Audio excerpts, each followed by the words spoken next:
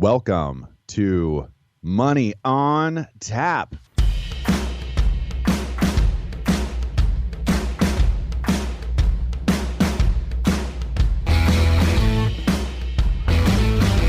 Money on Tap, your personal finance headquarters, where we bring out the professionals' experience and some fun in what we call three-dimensional investing, utilizing insurance, brokerage, and fee-based planning.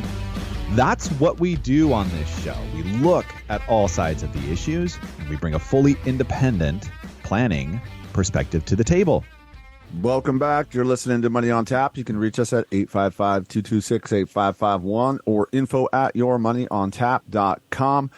My name's Seth Krussman, joined here once again with Ben Brayshaw, Dan Mickelin. How are you guys doing today? I'm doing great. How are you doing, Dan? Doing really good. Glad we ducked that snow and, ready to enjoy a great show here. Absolutely. Absolutely. What you got, Seth? I've got sunshine. Now that we're talking about the weather. Sunshine about 30 degrees. It's been absolutely beautiful here. Thank you for asking. Overcast, rainy, and a little bit of snow. Yeah. And a good fall, though. It's been nice. Yeah, we're happy to be here with you guys today, and we are going to be talking about safest. This is actually all of these are conversations for everybody. If you happen to have a pulse, folks, then guess what? You're probably out there using money, saving money, investing, whatever it is. It matters to you. It matters to your retirement, and that's what we talk about here on Money on Tap. We talk about three-dimensional investing. Why wouldn't we want to talk about, the stuff that's, in the market and super fun and exciting, as well as the stuff that maybe is, a little bit more on the subdued is typically where people might think, but it is exciting still because what can happen inside of a retirement for you when taking a look at safer, and safest types of investing is phenomenal. Absolutely incredible. Yeah, I think with the kind of ever-changing environment, especially with rates rising at the fastest pace in history, this is definitely offering different types of opportunities. Fast change like this, kind of exploits one and maybe harms another, from an investment perspective. And so those conversations continue to rise and they kind of bubble up on all different levels with clients and, cocktail party kind of conversations. You meet somebody at a barbecue or whatever, that there's always that event, that conversation. Hey, this is happening in the market and that happened with the rates. And what are you guys doing? What are you guys talking about? That list is endless. There's an endless number of things we can talk about in different needs from, investment objectives, risk tolerance, how long do you have till, you need the money or how you can invest it. So those kind of like steer the real ship itself into where the conversation is. But from an investment perspective, there's a lot inside the world of, the safe money investment conversation, especially with rates going up. People are going to the bank and they're seeing CD rates at a much higher rate than they've ever seen before. Well, at least in decades, like plural, maybe 3 or 4 of them. And so people are starting to say, boy, I was hoping to have that rate of return and maybe my portfolio would have been nicer this year than what the stock market's done for some people. So there's a lot of conversation about where to invest your money now with the change in rates. And I think we're going to try to tap a little bit into that conversation today, and I'm excited about it. It's interesting, as we're just kind of getting prepared for the show. I think one of the fallouts about this whole pandemic thing that we'll all realize clearly, 10, 20 years from now, is that how that influx of stimulus created all these little bubbles, right? The first was the equity market, which kind of came and went, and the air let out of that. And then it was in real estate. Maybe that's what's happening in kind of the fixed rate world right now. We've had coming off a historically low rate environment. People had all this short-term success in equity investing and real estate investing. Now they're getting scared as the tables have turned. Maybe they're pumping all that money into the fixed rate world, and we're soon to return to more of what kind of our recent historical averages have been. And this might be an opportunity to take advantage of, artificially inflated rates. Wow, folks, I'm holding back. The stuff that you guys are talking about, I'm like, ooh, I cannot wait to get into this conversation, but it's going to be down the road a little bit after we do Money in the News.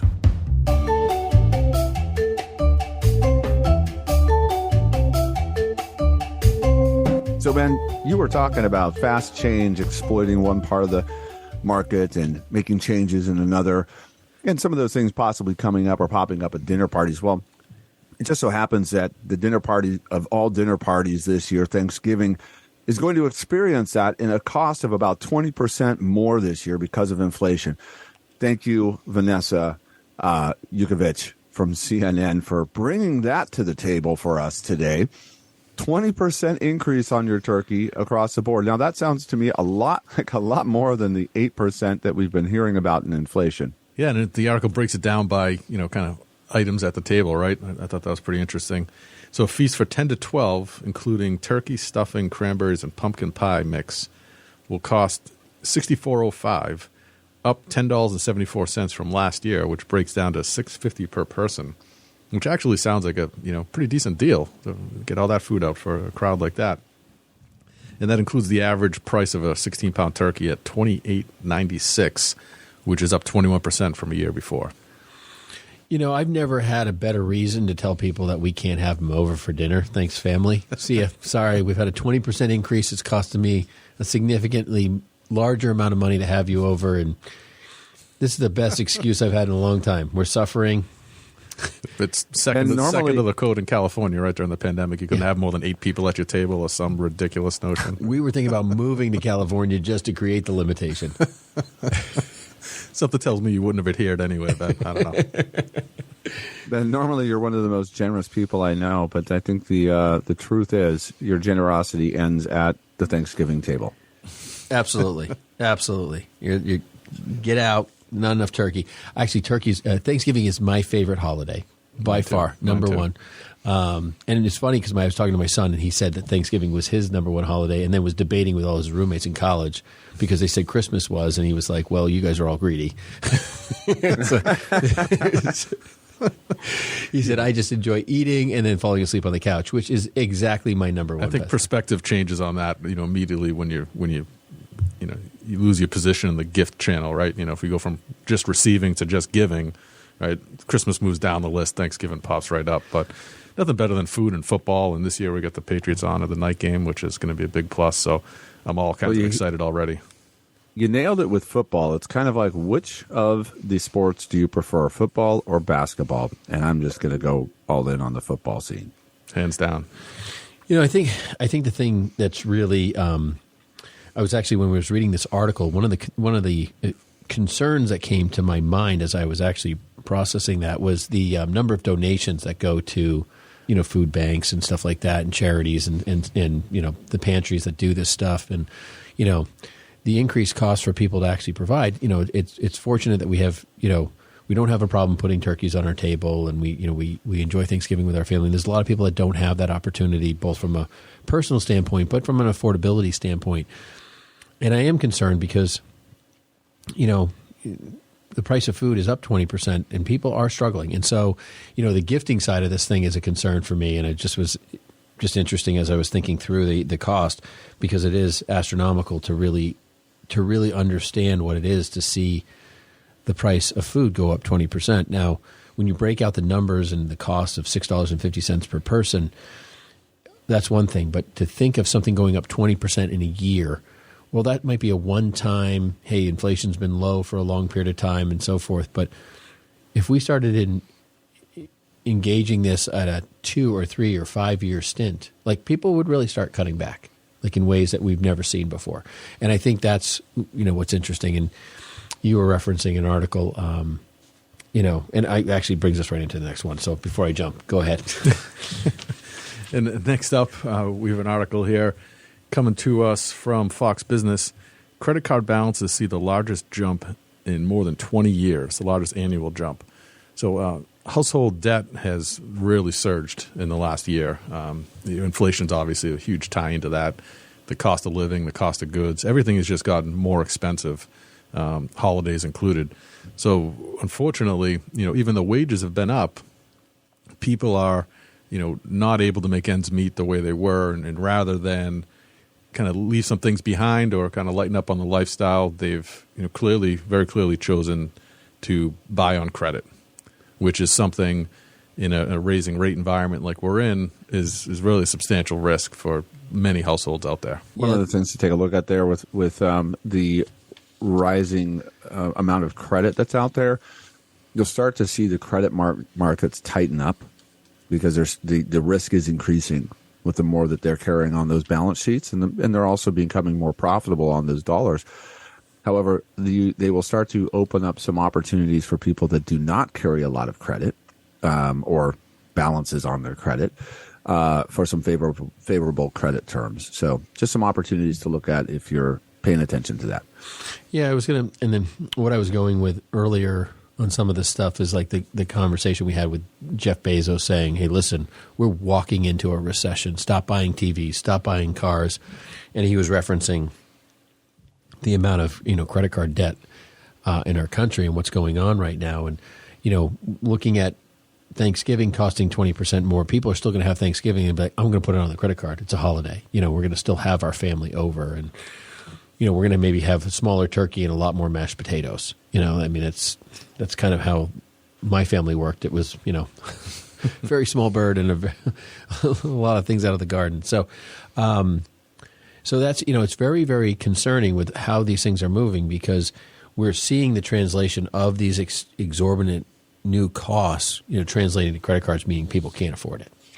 Yeah, when you're buying a credit with a 20% rate attached, those are decisions that you really have to weigh carefully, because it ends up being, and I think everybody understands this, what you end up paying for that item isn't the price at the checkout counter. It's going to be significantly more over time with rates like this. As interest rate goes up, guess what? Credit card rates do too. Oh yeah, yep, very quickly, and they're slower to come back down too, if rates do ever stabilize. So, yeah, think of things that way. It's if you're making a purchase on credit and you don't intend or don't have the ability to pay it off, at that next statement, just really put a little bit of thought into realistically what is this actually going to cost you, and is it a purchase you have to have right now? Yeah, smart financial management is going to become a major player over the next 5 years as we deal with inflation and recession. Absolutely. So, yeah, you actually just got me thinking about an idea there for people that have some of these skills out there and understand how these markets work. There's people that need help. They don't understand it, and there's a niche there for anybody out there listening or knows somebody that's able to step into personal finance with people and help them really reduce some of these extra costs. You see apps doing it right now, like with, reducing some of the, subscriptions and stuff like that, but just on a different level. Hey, I was happy to bring this article to the table this week by Ben Hooper, and it has to do with Steve Jobs. If any of you remember Steve Jobs, well, he was pretty well known for his attire. It was the same thing every day, no matter what. And part of that was a pair of Birkenstocks that just got auctioned for more than $200,000, folks. I would love. Not everyone's worried about the inflationary issues. Yes. I think Turkey at that table is doing all right. Whoever. There's no mashed potatoes at that table. No. Fine dining at its best. And, you'll have a new centerpiece, and new something to chat about at the table. And this pair of worn Birkenstocks, which is just incredible that people would pay that kind of money for, a pair of used shoes. Is really what it is. Well, and an NFT, or whatever it is, something about that thing is going with it. I'm not even sure because it doesn't get into it. But there's a lot of weird stuff out there. I mean, I think the disparity in money has just gotten greater over the last 5 years with COVID and all the money that's been pushed out and so forth. It's just like, it seems to be sitting in some of the wrong hands. Yeah, there's no doubt about that.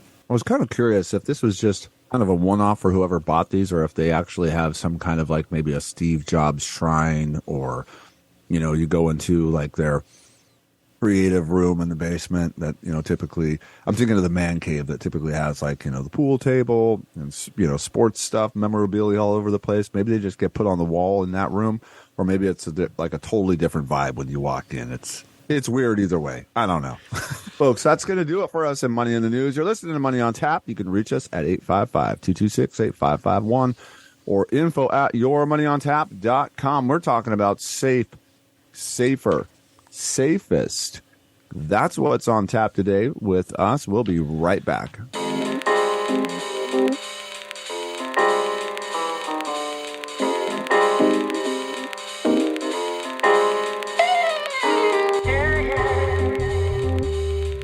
Hey folks, Seth Krussman, Brayshaw Financial Group is our company, and we bring to you Money on Tap. I say we, that's Ben and I.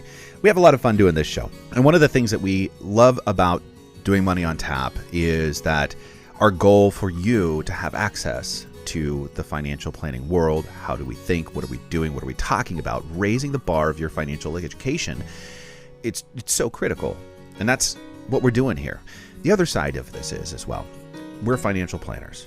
If you are looking to work with a financial planner, if you want to have that playbook for you to understand the important things right now and how you're going to get to your goals or how you're going to retire successfully, that's what we're doing as well. If you have $250,000 of investable assets, give us a call. It's free to you, and it is worth your time to pick up that phone and give us a call and discover what complete wealth management looks like. Ben and I are excited about the opportunity to partner with you and give you that financial plan that's going to make the next step so much better understood and get you where you need to go.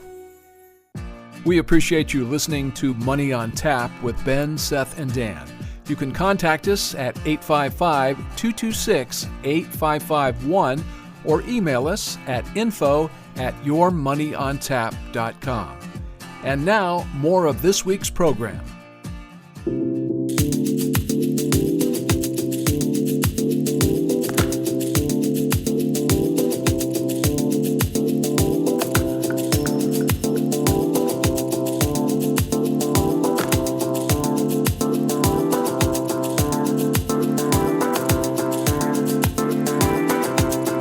Welcome back. You're listening to Money on Tap. You can reach us at 855-226-8551 or info@yourmoneyontap.com.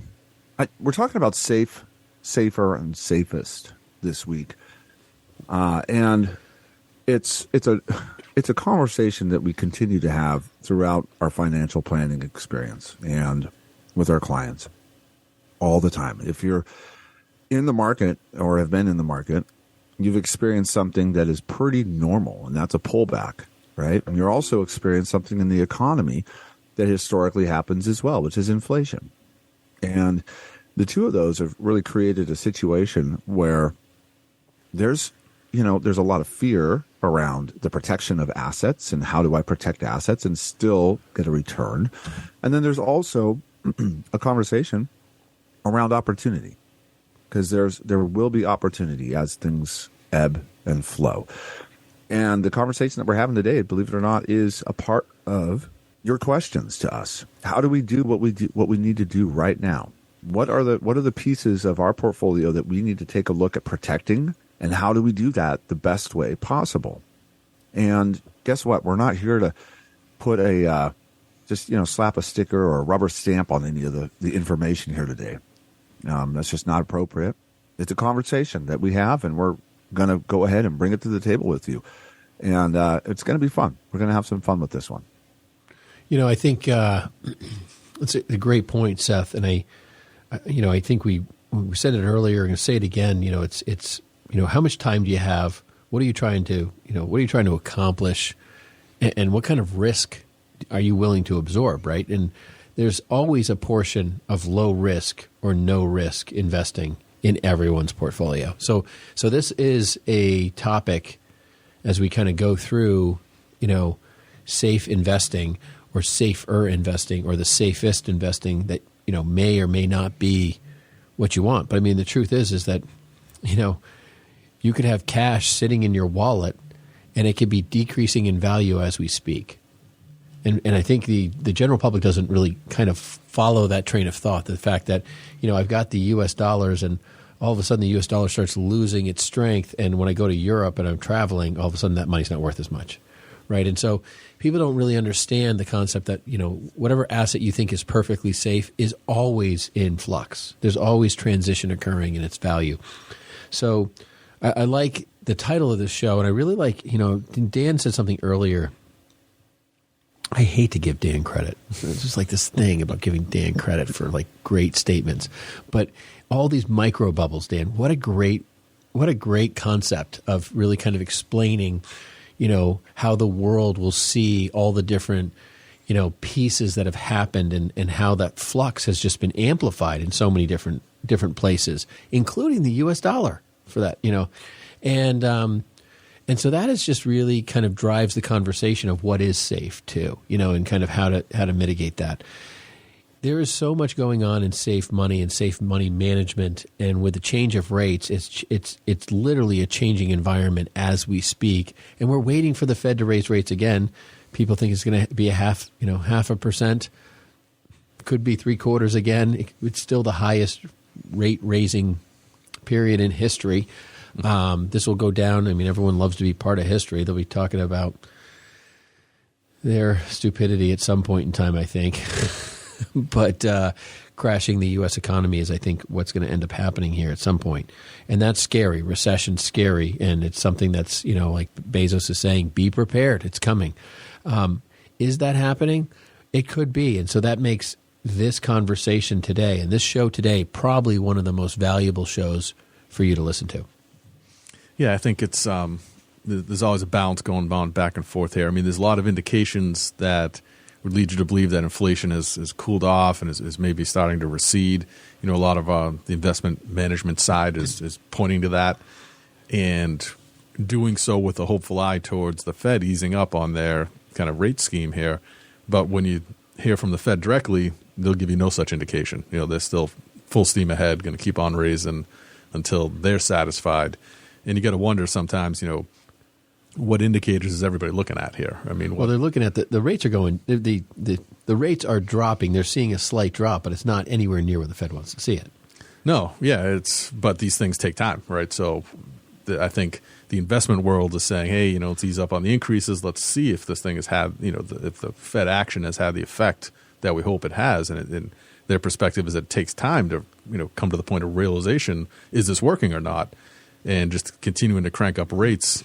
In the meantime, we're just going to go drastically too far in the wrong direction. Inflation is always a trailing indicator. We made that point in a number of different shows. So if it's a trailing indicator, we're not going to know until after. And I think everyone is just saying, give it another few months. Let's see if it continues to decline. Are we at a point where it's already sending us in the right direction fast enough that we don't need to amplify it any further? Yeah, the Fed's, I think their mentality is, well, we can always lower rates later, but how many trillions of market cap are we going to lose between now and then, right? So it's a delicate balance. How much interest are we going to pay? Because every time they raise rate, or the interest rate the U.S. government pays, and we were talking earlier before the show, is a third of our national debt. I mean, a third of our national budget. So, you think about just the debt we pay. It's a third. It's crazy. And so every time they raise it, they're amplifying that bogey. Oh gosh! But the flip side of the coin for conservative investors is that for the first time in a long time, there's real opportunity out there and pretty safe instruments that give you an opportunity to earn interest on your principal. And I think the kind of the simplest version of that we're all familiar with is banking with CDs, right? We've all had them at some point, or been gifted them, or certainly been aware of them. And CD rates are really spiking. And, looking at kind of a current sheet right now, you get a 6-month CD at 3.92, so just about 4% for a 6-month CD. Going to 12 months is 4.4, 24 months, 4.3, and getting out to 60 months, 4.4. And I think what's interesting about that is that, you can see in the rates being offered that the banks are not really certain what the kind of long view looks like here, because the difference between a 6-month and a 5-year CD is about 0.5%. Yeah, I think when you're talking about CDs and banking and so forth, I mean, what they invest in is so rate sensitive that when you start looking at, hey, we may be in a rate bubble environment, that the longer they go out, the less likelihood they want to commit to big time payments. So that's why you kind of see this very cliff, kind of like you've hit the peak. We know we can pay you for this much for this long, but we don't want to go really past 5 years any higher than that anyways. Right. So the benefit in terms of your portfolio, your retirement, what can a CD accomplish? The question is, consistently put out there, no matter what the rate environment is what can you get me like a CD, but better? Or, meaning guaranteed. Well, what a CD will do is it can protect against market loss. It can also give you access to your money, and it also has a guaranteed death benefit, basically. Those are the benefits there that you have with the CD world. The rate is going to be kind of given whatever the market is. And as we go up in rates, then we're seeing those increases. And like Dan was talking about, the Fed not really knowing, or excuse me, the banks not really knowing too much about what the future holds. You're not seeing a ratio of the rates at a short-term CD increasing at the same pace as the time that's getting put out there. For instance, that 3-year CD to the 5-year CD, only about a half a percent of difference is very nominal, given what's happened in the rate world. Seth, I would even add to that, and I would say that what's really scary is that these percentages are very, very close to kind of the statistical numbers that people say how much you should be taking out of your portfolio every year to live off of, that kind of 4 to 5% range. And we all know Monte Carlo, which is the kind of statistical odds of how much you can take out, is a lot lower than 4%. With the volatility, because the volatility creates even a more difficult ability to withdraw a consistently higher number out. So. But then you have to take into account that, hey, these rates are higher and inflation's higher. So everything's costing more. So even though these rates are going up, it really doesn't fit the void, honestly, in some of the demand. But it's kind of interesting that, when you talk about some of the income solution planning around there is that 4 to 5% range is what a lot of people talk about. Yeah. It's going to be interesting to see what happens in the next 6 months as we're projecting to see some more increases. But I don't think the banks are necessarily going to keep up with what those rate increases are. I think they're kind of looking at their crystal balls and saying, I think we're going to see things come back down. And this is really the risk that we're willing to go ahead and take on in terms of rate and this environment. And I think that's what I've seen, at least in the last rate increase as well. It just was not proportionate to what the Fed was putting out there. Yeah, and I think, that takes us to kind of another product we had talked about, which actually had led a few people to give us to reach out to us and so forth, was actually the fixed annuity, the CD-like world of the annuity space, which, when you're talking about a guaranteed annuity that's a 3, 4, 5 year or 10-year fixed annuity, those rates have gotten extremely aggressive. And insurance companies can be a little more aggressive because they don't have to invest the same way banks do. They don't have the same, rigidity around where they can put their money, how they can place it, the reserves. There's just a little bit more freedom in that, and they can take money in, and there's balances to payouts versus income and what's going on with annuity companies that are different than banks too. But that creates a huge opportunity because, I'm looking at a list of annuities here, and you can get a 5-year fixed annuity right now for 5.4%. Yeah, it's incredible. We haven't seen rates like that in a long time, and fixed for 5 years. Yeah, comparable to the 5-year CD where it's 4.4, right? So it's a full point higher, and the added benefit that's not listed in the rate itself is that it's tax deferred, right? That CD earnings at 4.4% is going to be taxable to you annually, assuming it's not in an IRA.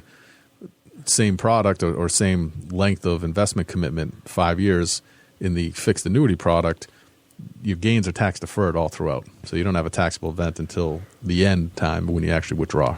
Yeah, and obviously annuities are a retirement-based product essentially because you're not taking the money out till you're 59 and a half without penalties.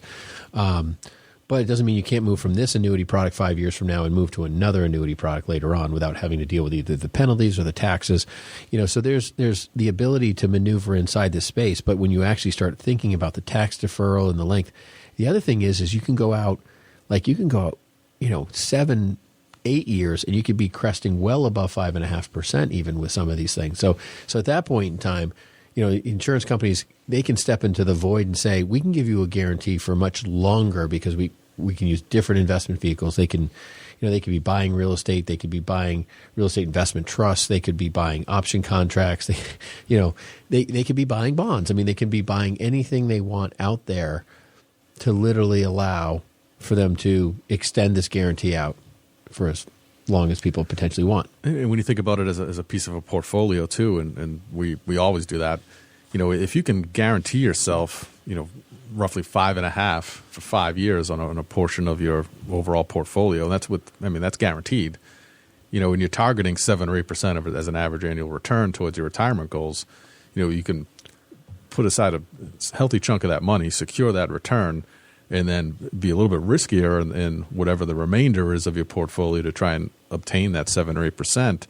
But usually, if you're investing risky, or in a riskier than usual sense, you're taking on more downside potential there. But when you have the bulk of the portfolio locked in at 5.5, you're much more likely to stay close to your goals. I was joking around. I don't know if I was joking around with you or with Seth or with somebody, but I was talking about how, some of these it might have been, anyways, it was something, but I was like, well, actually, some of these insurance companies are higher rated than the U.S. government.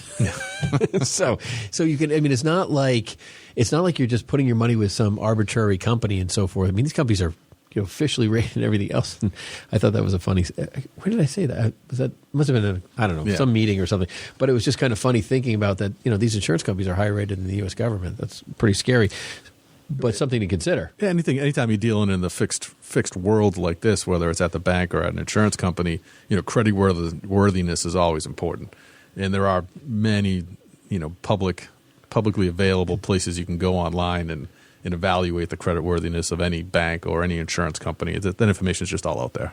Yeah, and obviously banks are FDIC insured. Insurance, annuities are not. Annuities, you have the insurance pools and the guarantees of the insurers and the reinsurers. But when you really break it down, banks go out of business. There's banks that go out of business every year. Insurance companies just get gobbled up by the reinsurers. They don't really go out of business per se. So it's a different type of kind of backdoor coverage that you would want to look at. But from a rating standpoint, that's really where you want to focus. Yeah, I was going to say, as far as what the product can offer in comparison to that certificate of deposit, the annuities can offer protected monthly lifetime income. They can protect against that market loss, which is also what the CD can do. They offer tax-deferred growth for retirement and a choice of income guarantees. You can have access to your money, and you can have a guaranteed death benefit as well.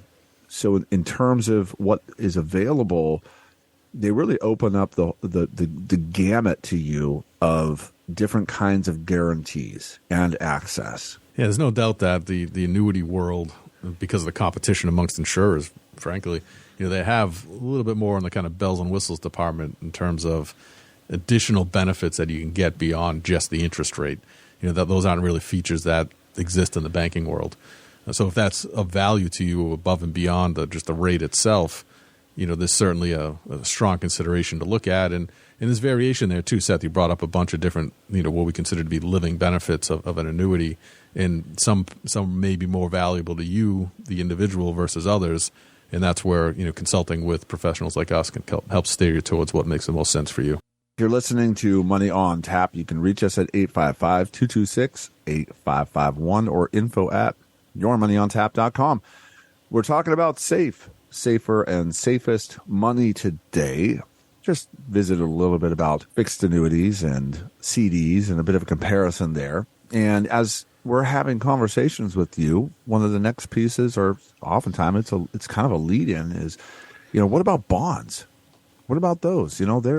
They're a safe investment, right? And, what are they and how they work? Some people are super understanding of how this goes in terms of, rate increases and different kinds of bonds and different kinds of, investment bond structures. The thing that, just in a highlight from 30,000 foot, as far as what we've talked about with the CDs and annuities, bonds can definitely protect against market loss, if held to maturity.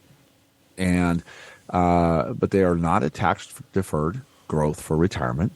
And there's, really no choice of income guarantees with them. You do have access to your money, but there's no guaranteed kind of a benefit there necessarily with them. Bonds have been a conversation we've had more of in the last, I would say, couple months than in the last, 5 years, maybe more, maybe 10. Longer. Yeah, I mean, no one talks about bonds and hasn't for a long time. So it's kind of interesting when we start getting questions about people with bonds. We go, all right, let me pull those cobwebs out. I mean, the bond world has been so bad for so long.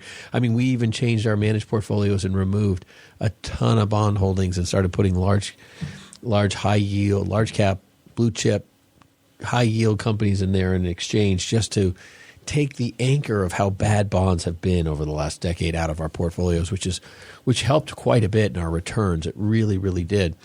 One of the things that, we used to talk to people about, I remember saying, I've said on this show, I'm sure, do you want to buy a Pfizer bond paying you 0.5% that's going to give you the same $1,000 you put into it 10 years from now, or do you want to buy the Pfizer stock, it's paying you 2.5% in a dividend with the potential for growth? I mean, I don't think Pfizer's going out of business.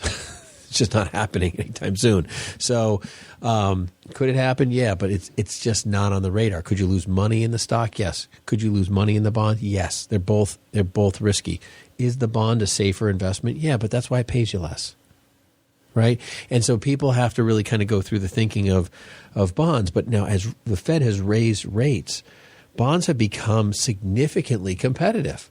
I mean, bond offerings today and the corporate kind of bond world is paying about a little over 5%, 5.18. So less than the fixed annuity we talked about earlier, more than the CD, but only a year ago it was paying 2.76 on average. I mean, significantly not not interesting. And we're still, even at the 5+%, we're still below the historical average in that world, which is a little bit over 6%. So, bonds have been significantly depressed for a while. This rate environment that we're in, powered by the Fed, has increased those potential returns or the interest income you can get off of them anyway. But there is substantial risk to your principal still ongoing in there. And we've talked about this in a number of shows in the past, but as interest rates goes up, the value of existing bonds goes down. Yeah. And it's clear as day for the next 3, 6, 12 months, rates will be going up. Yeah, and I think the easiest way to explain it, though it probably won't resonate with everyone listening here today, is if Dan and Seth both own bonds, and Dan buys a bond for $1,000, and it's paying 2%, right? And it's giving him 2% every year. And 10 years from now, they're going to give him his $1,000 back. And a year later, a new bond's paying 5%, and Seth buys that one for $1,000. And I walk in and I say, hey, and both of them want to sell their bonds. I'm not going to be interested in paying $1,000 to Dan for his bond for 2% when I have Seth, bond that cost him $1,000 paying 5%. I'm either going to offer Seth more money or Dan less. And I think that's the best way to deal with it. So as when the Fed was lowering rates over the past, decade and dealing with all of that and the kind of all the things that happened there and these low rates, people made most of their money on the fact that, they owned these higher yield bonds from long ago and they were selling them for a premium. They were selling them for more money than they paid for them because they were paying more of an interest rate than what was currently being offered. And yet, now we're kind of in the reverse situation where you buy a bond today and the Fed's raising rates. I mean, they've told us they're still going to raise rates. They're going to be aggressive till they get to 2%. And that means that the bond I'm buying today is probably going to be worth less a month or 2 months from now until the Fed's done raising rates. And the person who buys the bonds at the high rates will always be kind of in the money, always be at a premium. And I'll have to wait for rates to come down before I hit par, where it's exact same Fed rate, where my bond is now worth what I paid for it. And then as the rates drop again, well, my bond's paying more of an interest rate, so now my premium's gone up. So, this is important for people to understand, and it can be a little complex, kind of walking through the moving of those numbers and the value of that. But if you just think both investments are $1,000, that $1,000 is not going to change at the end of the day of what is paid to you when you're done owning it. Right? You're still going to get just your $1,000 back. So the only way you can get either more or less is selling it earlier than its maturity date. So it's important to understand that bonds hold that vulnerability for the day in which you want to get rid of it. And you need to make sure that timing and the expectation of interest rates and how things are going to be play into the right situation. And a lot of people are freaking out. I mean, we're we're staring down the barrel of an 8% fixed, 30-year mortgage. I mean, it's basically almost. I mean, we're approaching tripling what it was a year ago. I mean, we're approaching it, and we're probably going to hit it. I mean, I'd say 9% fixed, 30-year rates. I think it's around the corner. I think we're going to be seeing that before the end of first quarter. And I think a lot of people are talking about them lowering rates. Yeah, they're going to lower rates. I don't know if it's going to be as low as it is now. I just don't know because the Fed is so insistent on hitting this 2% inflation mark. And even though we've seen inflation curb to whatever, 5.7 or 6 point, whatever the number was, I can't remember what the report was, it's still way off from 2. Yeah, substantially higher than that. So there's ways to go. And, the effect of the Fed moves, and we talked about it here a couple times just in the show, how that's a kind of a trailing indicator. It's going to make things choppy for a while here before we know whether or not we've been on the right course. And in the meantime, these rates just keep going up. Great point there, Dan. The comparison that we have across all of these different asset classes is certainly, what is your return? And, the more that we take a look at larger segments of time, the more that we start to use these averages, laws of large numbers start to apply. So one of the things that we use as far as an analogy to try to help us understand, in a kind of a shorter term, the closer that we get towards retirement, that window's getting closer. Let's say you have a river and that river is flowing, and I were to tell you, okay, well, the average of the depth of that river is 3 feet. And that seems like, well, that's totally doable. I can get to the other side of that river. But what if you have, at one point in time, a depth of, say, 20 feet? But the rest of it's just, a couple inches across the water. And you can't swim. From side to side. Yeah. You're not getting across that river, right? So that's one of the things that as we take a look at, the comparison, a lot of the times these bonds get compared to indexed annuities, because there's opportunity inside of those indexed annuities, versus some of the other ones. But the comparison that doesn't get drawn into here is, yes, you have that opportunity, but with that indexed annuity, that average depth of the water of that river that you're trying to cross, that gets satisfied because it will never, the floor is there. The depth is never going to get beyond what you can forge. Yeah, it's a good analogy in this respect because of the feature of the index annuities. The most important thing, the most comforting thing, and the part of it that we tend to rely on as planners is that regardless of what happens in the market, you will not lose money due to a downturn in an index. So it's just a really significant element of building a plan that matters, and why, particularly for retirement dollars, these make a lot of sense. And on top of that, every year that goes by, which is a gain, that gain gets recorded and locked in, and that's now your new floor.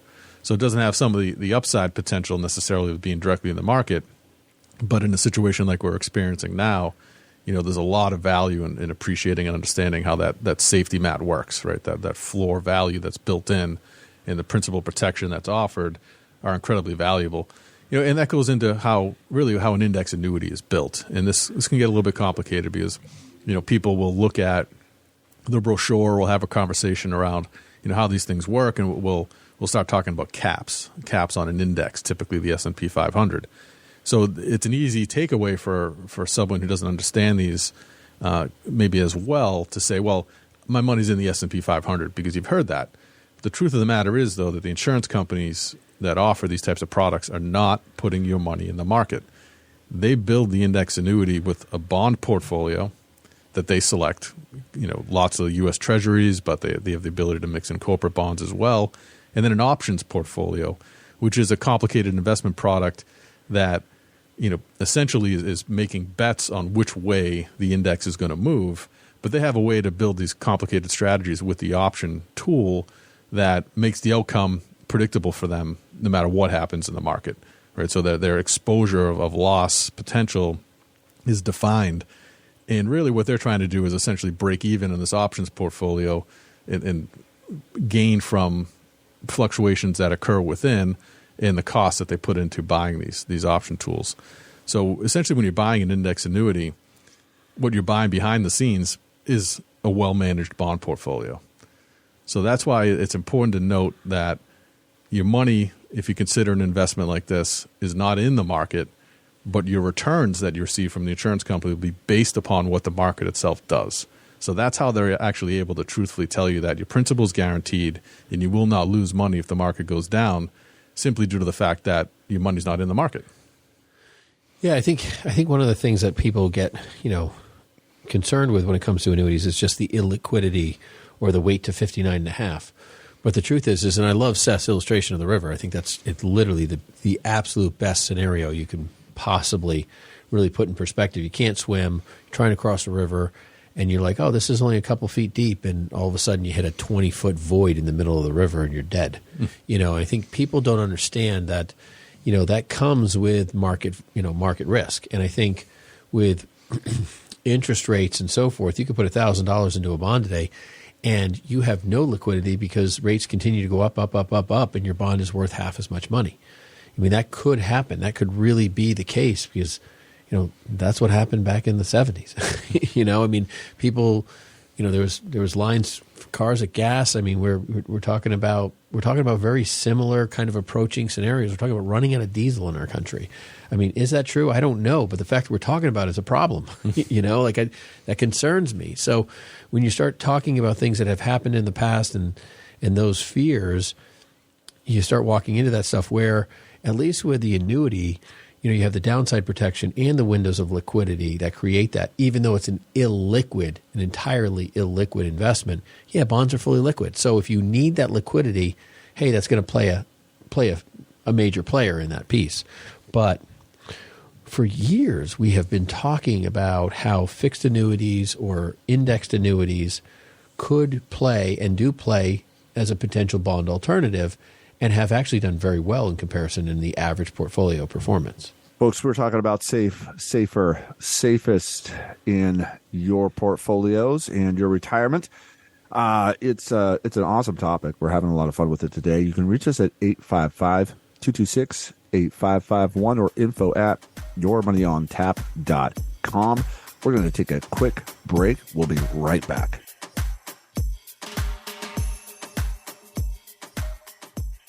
If you're listening today and, your questions are outside the box of estate planning or financial planning or any number of the pieces that we kind of traditionally talk about, don't forget that Brayshaw Financial offers auto, home, and business insurance.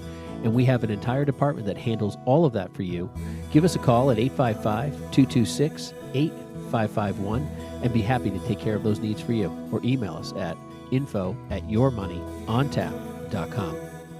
You can reach us at 855-226-8551 or email us at info@yourmoneyontap.com. And now, more Money on Tap with Ben, Seth, and Dan.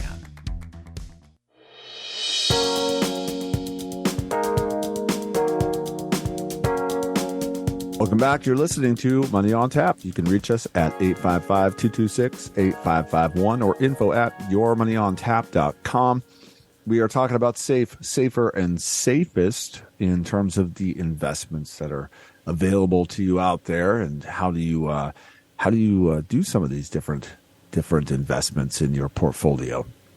We're going to take a look at some different returns. We've talked just a little bit about taking a look at the river. The river's, out there in front of you has, like, say, a historical performance or return of, whatever that is. And let's say that river's 3 feet deep.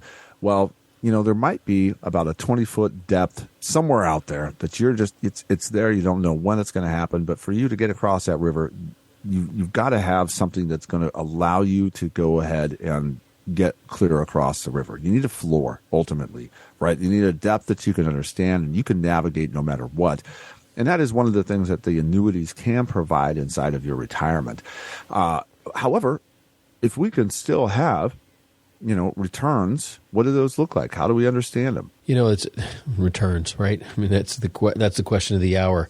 The S&P 500, since 1997, total return is about 9.29% to March 2022. When you start looking at like the Treasury and compared to that, the single A bonds and the kind of the indexed annuity side, where it's a volatility index, which is the one that usually performs the best historically. It's interesting. The S&P is 9.29 and the Treasury is about a little over 5%. The single A bonds are just a hair better than that at 5.14%. So barely nudging above the Treasury. But the fixed index annuities approaching 7 with, basically a bond-like portfolio, and it's adding the diversity of the market and potential returns, but that lower risk piece, the kind of the downside protection of not losing money in the index annuity, has really created that that bump up in the actual total return space.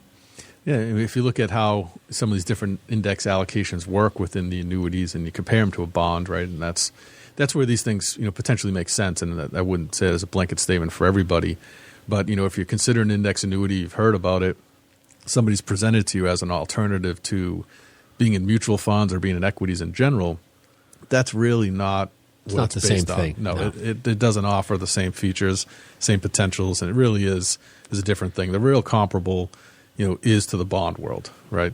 So if you think of it that way, and that's kind of the appropriate way to do it, and you consider where history tells us returns have fallen, if you're using an S&P capped type of an index annuity, which is very, very common, you're going to beat, or you have beaten in the last 19 years, the average bond return. This is a single A, so highly rated bond, 51% of the time. If you consider the volatility control indexes, which exist in most of these contracts, you're actually going to beat that single A bond 98% of the time. And I think that's the numbers that people need to hear, because there's a lot of people out there that will sell index annuities who are just insurance agents. And I don't mean to mock that concept, but don't understand the investable comparison and what they're really for, because they're trying to compare them to get yourself out of the stock market but have the stock market. And that's not really what the conversation is when it comes to index annuities. It's really just saying, I'm seeking a lesser return, potentially. I'm reducing my risk. I'm reducing my opportunity, but I'm trying to, mimic returns better than the bank with as little risk as I possibly can. And so when you start engaging that conversation and you start looking at, hey, I want that, and this is retirement funds, well, now the annuity conversation comes into play, and it becomes relevant. But, unfortunately, we've seen a lot of people in this world take a square peg and try to shove it down a round hole. And, there's been a lot of people who have just not been happy with their purchase because they didn't understand what they were buying. And they didn't understand what the point of that investment was. So when you make, 10% in your index annuity one year because the stock market's rocking, doing 40, and you're angry at your insurance agent because you didn't do the 40, well, that's why you really bought a bond. And, that's the thinking you should have. And when you buy bonds, you buy CDs, you're not thinking you're going to get stock market returns. And that's because they've been sold wrong, they've been communicated poorly, and they've been put in the wrong position. But with this conversation, if you're looking for, hey, I'm really excited about what the fixed world has to offer, well, the annuity space is really amplifying that when it comes to retirement. And as you said, Dan, 98% of the time, it's beat it.